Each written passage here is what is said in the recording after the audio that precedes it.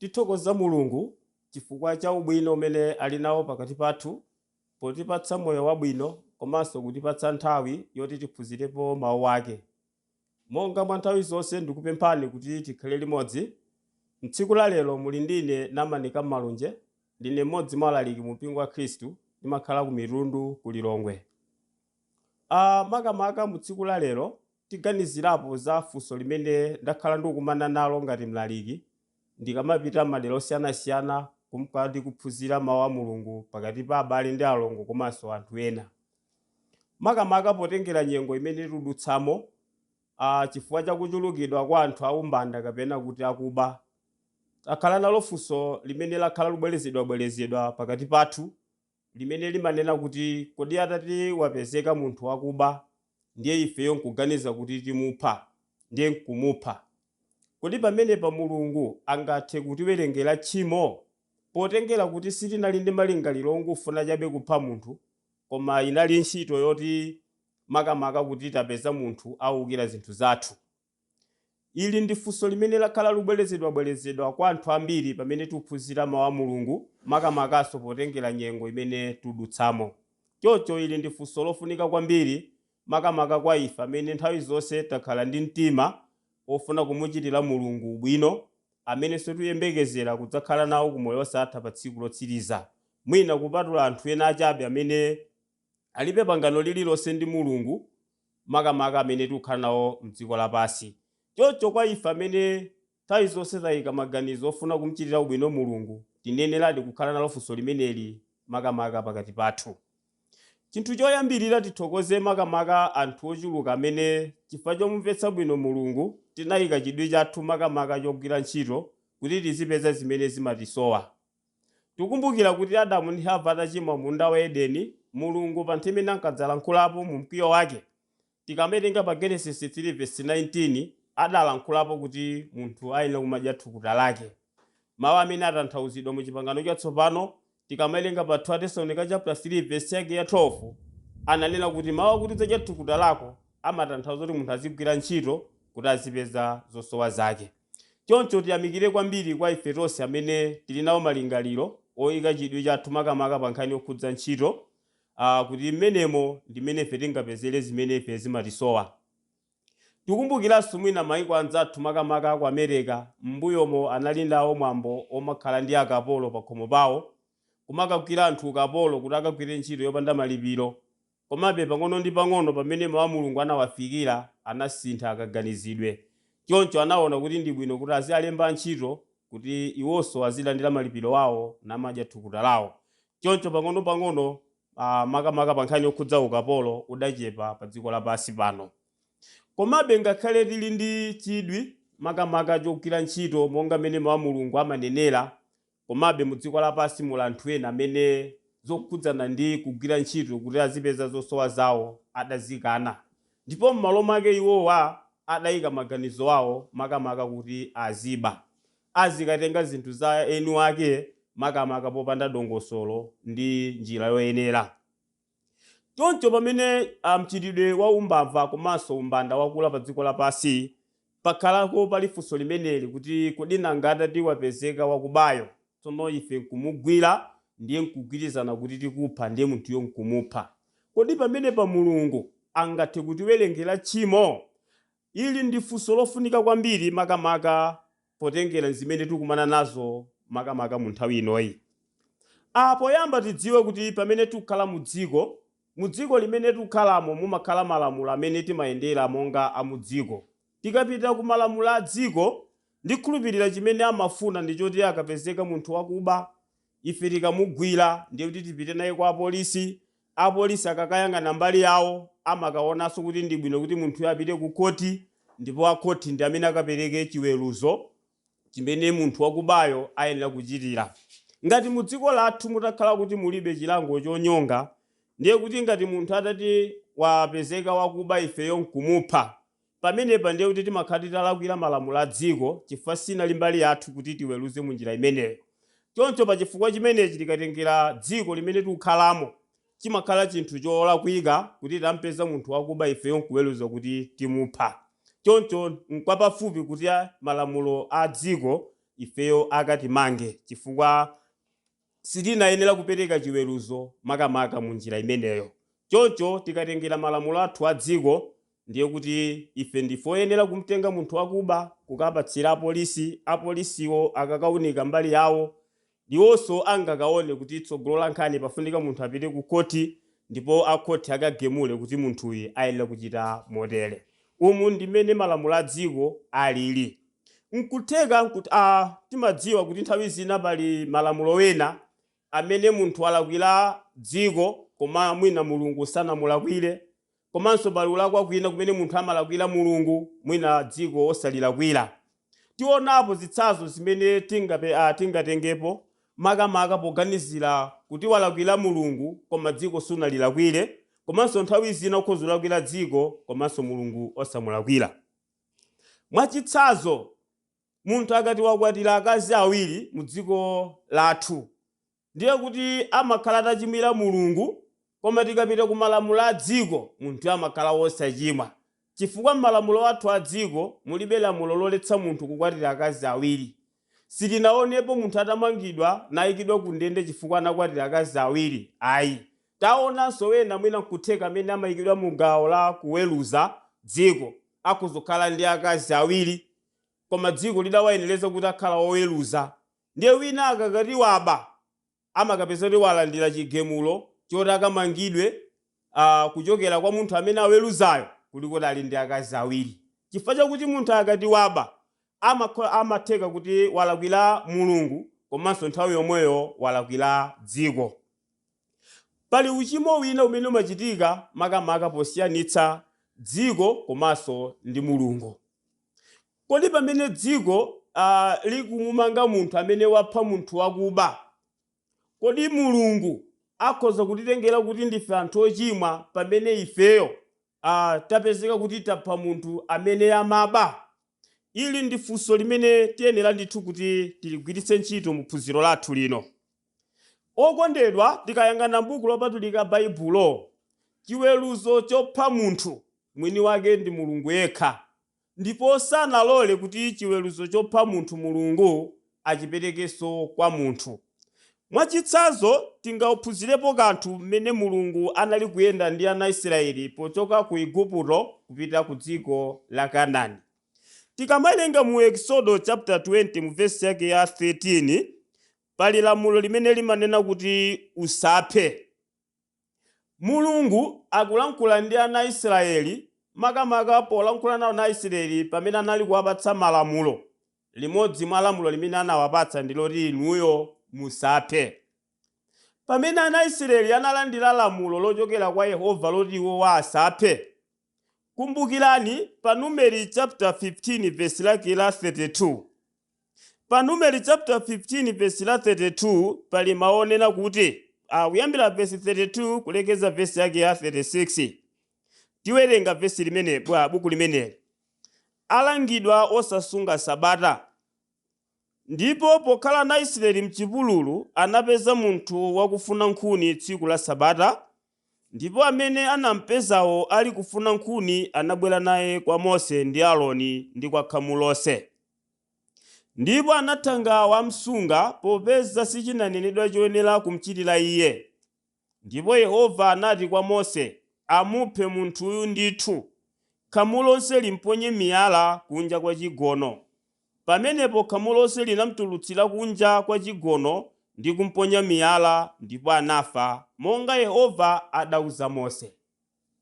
Taona kuti pa Exodo chapter 20 mu verse yake ya 13 paja ana Israeli Mulungu adawaletsa kupha. Ndiye kuti ngati Mulungu anawaletsa ana Israeli kupha, adapezeka mgulu la ana Israeli munthu wogwira ntchito tsiku la sabata, ndipo otamgwira odayamba wamsunga. Odakafunsa kwa Mulungu, ndipo Mulungu anawayankha kuti mukaphe munthuyo. Kodi mesapaja Yehova adawauza Israeli kuti inu musaphe?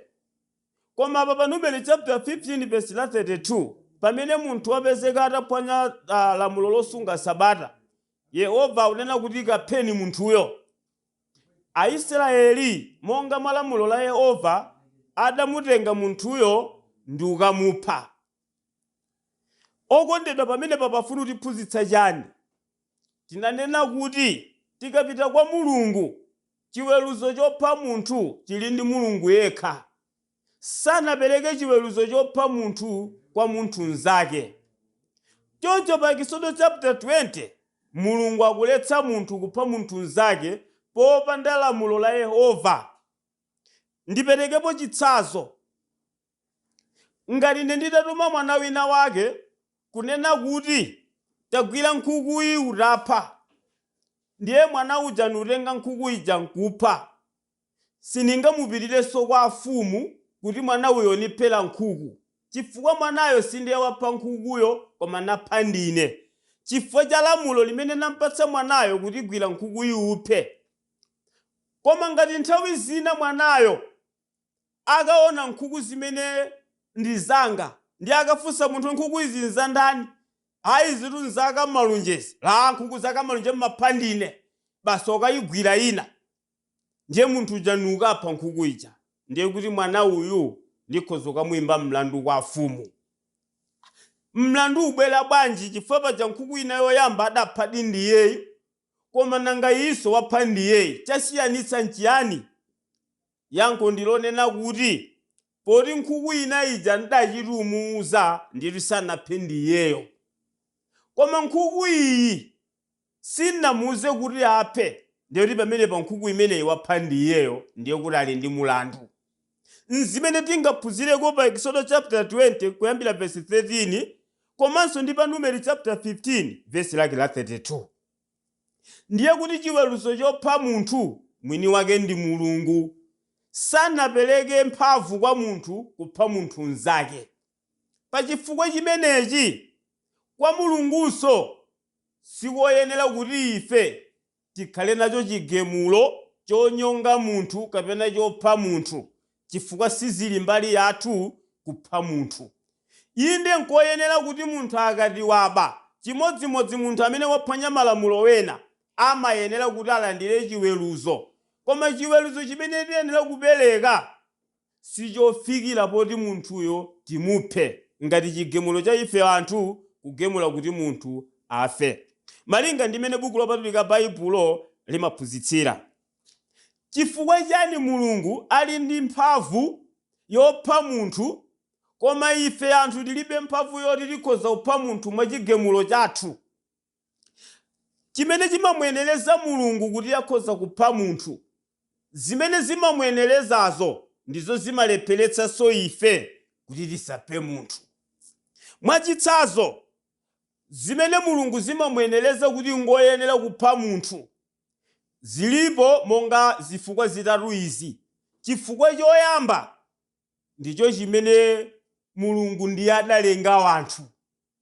Chinthu chimenechi ndi chimodzi chimene chimamwenereza Mulungu kukhala nayo mphamvu yakupha munthu. Chinthu chachiwiri chimene chimamwenereza Mulungu kuti akhoza kupha munthu ndi amene ali ndi mphamvu yodzutsa munthu wakufa.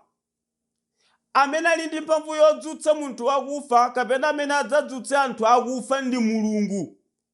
Zimenezi ndi zina mwa zimene Mulungu zimamwenereza kuti ngoyenera iyeyo kupha munthu.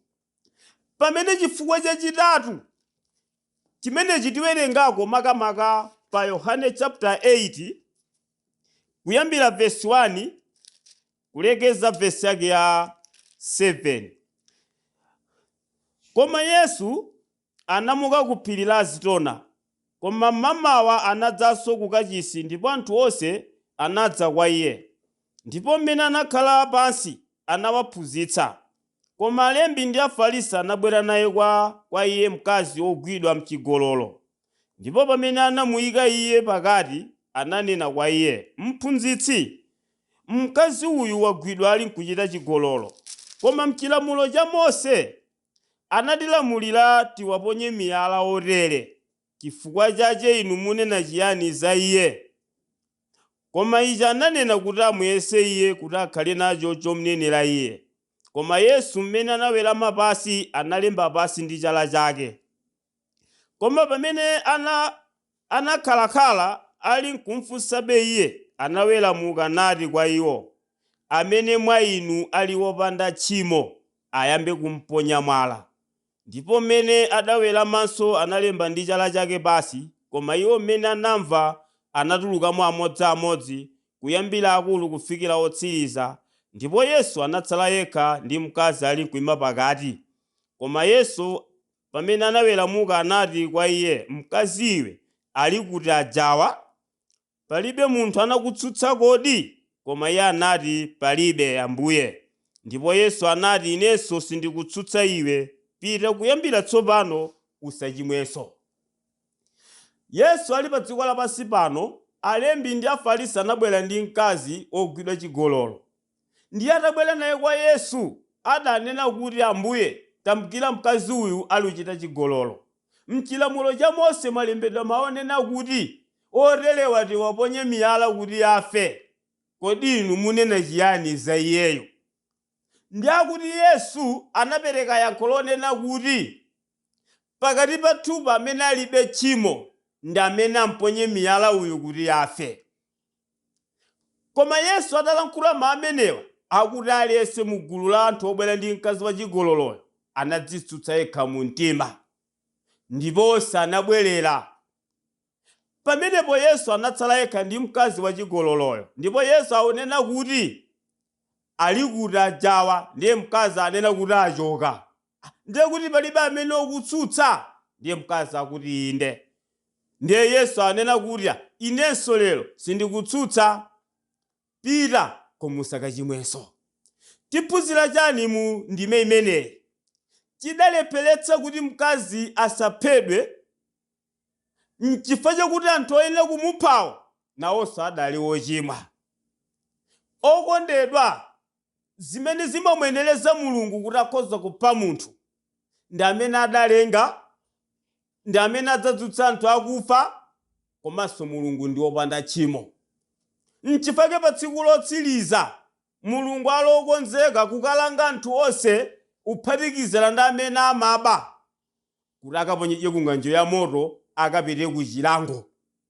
Chifukwa iyeyo Mulunguyo ndi woyera. Chifukwa chimodzi chokha chimene Yesu anachitchula cholepheretsa mkazi kuti asaphedwe n'chifukwa chakuti anthuwo adali ochimwa. Choncho okondedwa, tikapita ku ulamuliro wa Mulungu, munthu ndi munthu mnzake alibe chiweruzo chopha munthu. Choncho si chinthu chabwino kuti pamene tampeza munthu wina ali kuchita chinthu choyipa, pamene tikufuna kumuthandiza, pasabwere chigamulo kwa ife chofuna kuti munthuyo timuphe. Komanso ngakhale m'dziko lathu mukanakhala kuti inde nchokhazikika kuti chapezeka chilango chonyonga munthu akalakwa kuphatikizira munthu wakuba, sikuti aliyense wa mu dziko akhoza kukhala ndi chigamulo choti munthuyo tiphe. Zimayenera kuti ife timtenge munthu wakubayo tapatsa apolisi, apolisi ayang'ane mbali yawo apite ku koti. Ndikhulupirira kuti akotiwo ndi amene akadayenera kugamula kuti munthu ayenera kuphedwa, osati aliyense ayi. Zili ngati mmene umakhalira mpingo. Timadziwa kuti mu mpingo amene waukira lamulo la Mulungu amayenera kuchotsedwa mu mpingo.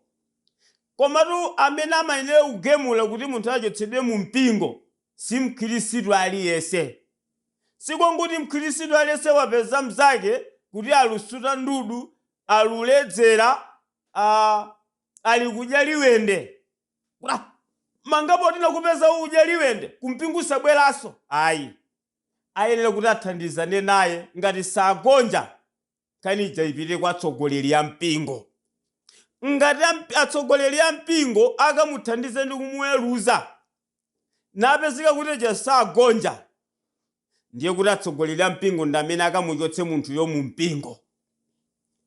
Si mkhristu aliyense angachotse munthu mu mpingo, koma atsogoleri a mpingo ndi amene amakhala ndi mphamvu kuchokera ku Baibulo kumuchotsa munthu wochimwayo. N'chimodzimodzinso malamulo a dziko atakhala kuti chigamulo chonyonga chilipo m'dziko, si aliyense akapeza munthu wakuba alokozeka kumponya miyala kuti afe. Ayi, pokhapokha ngati akoti akagemule mlanduwo. Choncho okondedwa, pamene tiphunzira nkhani imeneyi dziwani kuti ndizoona ndithu kuti nchinthu chosayenera, nchinthu chowawa kuti ife tizipezeka mofunika nkumagwira ntchito monga mmene Mulungu anatilamulira kuti tizigwira ntchito kuti tizipeze zimene zimatisowa. Nkumapezeka anthu ena amene awukira namakatitengera zinthu zathuzo posagwirira ntchito. Nchinthu chopweteka ndi chinthu chowawa ndithu. Komabe Mulungu wazika zinthu zonse mu ndongosolo lake. Timadziwa kuti pa tsiku lomaliza Yesu pamene azidzabwera, onse amene agwira ntchito yakuba, kaya ndi achigololo, kaya ndi oledzera, kaya wachita tchimo lotani, Yesu adzagemula kuti anthu otere ayenera kupita ku chilango. Choncho chimodzimodzinso anthu akuba, sikuti pamene anthu akuba natitengera zinthu zathu mopanda ndondomeko kumakhala kuti watidyera zinthu zonde kuti zatha, amakhala kuti ali ndi mulandu kwa Mulungu. Kwa ife amene tilipo ngati anthu, chigemulo chonyonga chopha munthu kumalamulo a dziko amati ayi. Komanso tikaona m'buku lathu lopatulika Baibulo, chigemulo chopha munthu mwini wake ndi Mulungu yekha. Pamene inu ndine sitifikira popezeka ndi chigemulo makamaka chopha munthu. Nthawi zina ndikukumbukira kuti munthu wina amachoka kokachita chigololo, atochoka kochita chigololo kuja alupita ku nyumba kwawo, adapeza anthu ogwira munthu wakuba. Ndiye munthu uja atafika pa gulu lija olumpatsa mafunso okuba uja, ochoka ku chigololo uja adati kodi mukamba naye otere wasofuni kukamba naye ngowononga dziko. Basi uja adayamba kumtchaya, adatsekulira kuti munthu uja atchayidwe ndi amene amachoka ku chigololo. Ena onsewo aja amathandiza munthu uja mpaka munthu uja nkumupha. Kodi munthu uyu amene amachoka ku chigololo anali woyeneradi kugemula kuti munthu wakubayo aphedwe?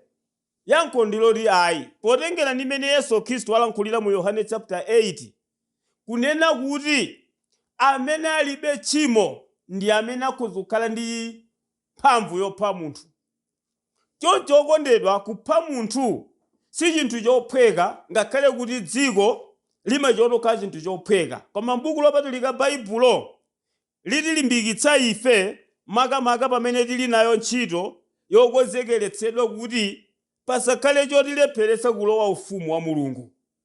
Choncho tineneradi kuti tiunike bwino chokera m'buku lopatulika Baibulo, ngakhale kuti kuba si chinthu chabwino kwa Mulungu, komabe chiweruzo ndi chigemulo chompatsa munthuyo ataba sitinenera kuti timuphe monga mmene dziko lachitira chisankho.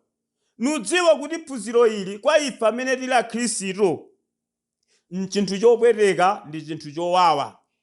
Komabe ndudziwa kuti aliponso anthu ena amene si akhristu amene izizo sangathe kuzitsatira, motakhoza kupitiriza ndithu mwina kupeza munthu wakuba mwina nkumupha chifukwa asanakhala akhristu. Mwina nkutheka amenenso timaba phunziro limeneli likhoza kukhala ngati labwino kwa ife. Dziwani okondedwa kuti amene angachite ichi si onse, ngakhalenso iwo amene amapembedza akakanika upirira sangafikire makamaka kokulolani kuti akulekeni. Ndi okhawo amene angakwanitse kupirira potengera kuti kuba si chinthu chabwino kwa Mulungu. Komabe buku lopatulika Baibulo, ife amene tili anthu kapena tili akhristu kapena ife tonse tilibe mphamvu yogemula kapena yopha munthu chifukwa chakuti munthu yokwatilakwira, pa chifukwa chakuti ifenso tikhoza kukhala okhoza makamaka pokhala osaba, koma tikhoza kukhala ndi tchimo lina lake kwa Mulungu, mwina kuledzera kapena chigololo kapenanso uchimo osiyanasiyana kuphatikizira kukhala anthu osapembedza. Zonsezo zimakhala ndi mchitidwe okhumudwitsa Mulungu, kuphatikiziranso akuba. Choncho inu ndine pamene tili kuphunzira zokhudzana ndi nchinthu choyenera kodi kuti munthu amene waba ifeyo nkumpeza, kodi titamupha, kodi Mulungu angatiwerengere tchimo? Malinga ndi buku lopatulika Baibulo yankho loti tchimo liyenera kukhalapo ndithu, chifukwa si mbali yathu imene mulungu anatipatsa kuti chigamulo chopha munthu chikhale mbali yathu, koma mulungu ndi amene ali wokonzeka makamaka kupereka chiweruzo makamaka chopha munthu. Choncho pamene tili kuona pamene phunziro lathu lupita kumapeto makamaka za kuunikirana makamaka pa fundo imeneyi yokamba za momwe ife tiyenera kuchitira.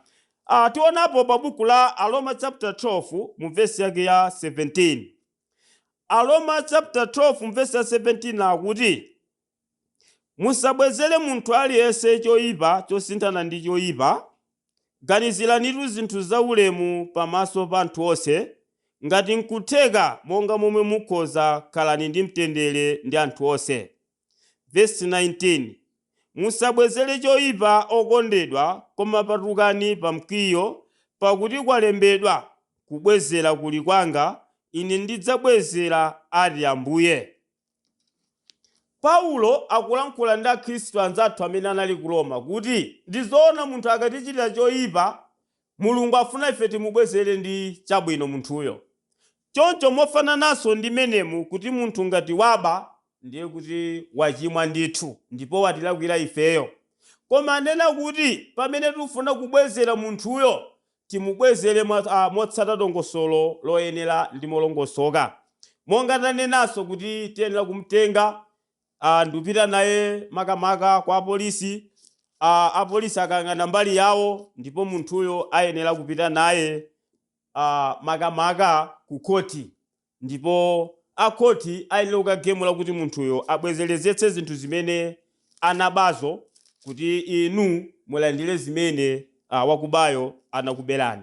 Choncho okondedwa, pamene mulungu watiphunzitsa njira imeneyo, ndikhulupirira chinthu chofunika kwambiri kuti ife timvetse makamaka mawu amenewa. Pamene tikuwerenga buku lomaliza pa Chivumbulutso chapter 21 mu verse yake ya 8, koma mantha ndi osakhulupirira ndi onyansa ndi ambanda ndi achigololo ndi olambira mafano ndi onse amabodza, cholandira chawo chidzakhala nyanja yotentha ndi moto ndi sulufule ndiyo imfa yachiwiri.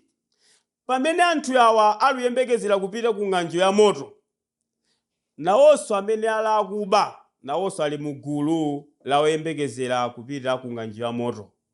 Okondedwa inu ndine, pamene tikuzunzika ndi anthu akuba komabe tili nalo lingaliro lofuna kupita ku moyo osatha, tiyenera kuchita monga mmene Mulungu akunenera. Osati kuti anthu akatibera ndiye kuti zaluzikiratu, chifukwa iwonso adzakhala cholandira ndi Mulungu pa tsiku lomaliza. Izi ndi zimene timafuna tiphunzirepo mu tsiku la lero, makamaka pofuna kudziwa kuti kodi nkoyenera kuti ife tikagwira munthu wakuba timuphe. Izi ndi zimene timafuna tigawanepo potengera ndi mawu a Mulungu. Tithokoze kuti munali pamenepo kuphunzira nawo mawu a Mulungu. Tsiku la lero munali ndine Namani Kammalunje, mmodzi mwa alaliki mu mpingo wa Khristu ku mitundu ku Lilongwe, mudzi mwa Sanduliza. Mulungu adalitse tonse. Amen.